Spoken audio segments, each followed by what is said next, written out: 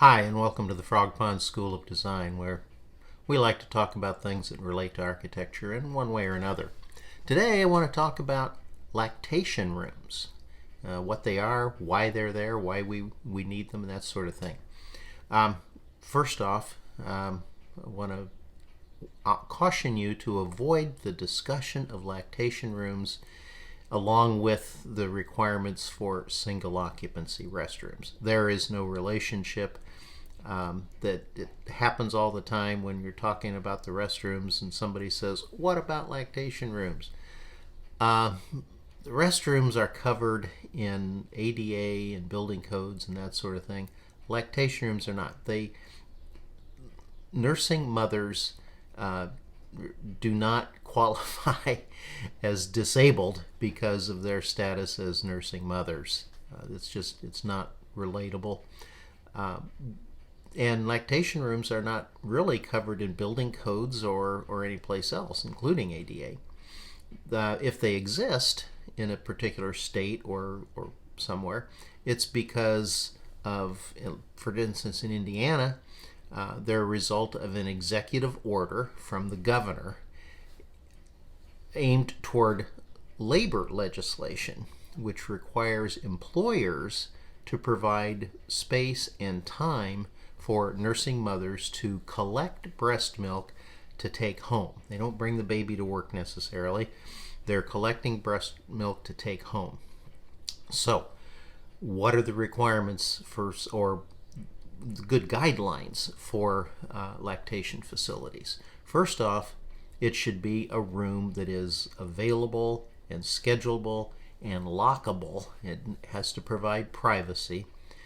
Beyond that, there aren't a lot of fixed guidelines.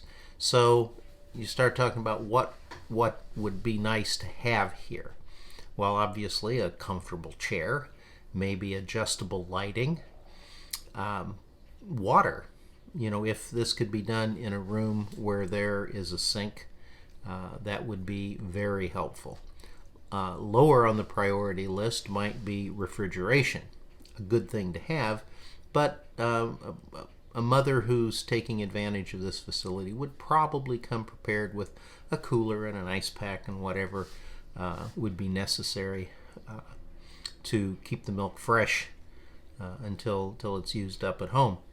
So the guideline, though, is provide the space, and it doesn't have to be a dedicated space. Nobody's saying you have to put a room in a new building that's declared the lactation facility.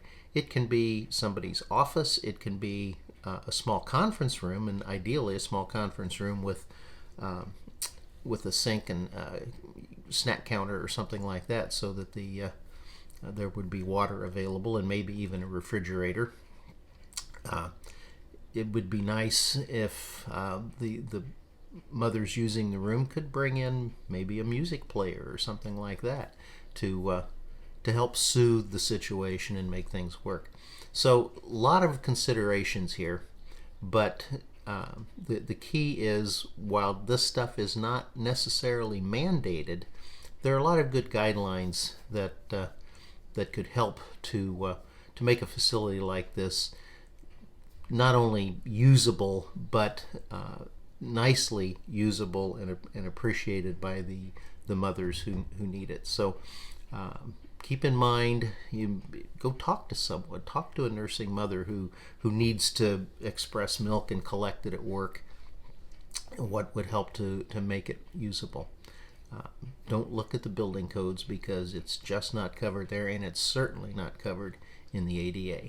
So thanks for joining us today at the Frog Pond School of Design. I look forward to seeing you back around the pond again real soon.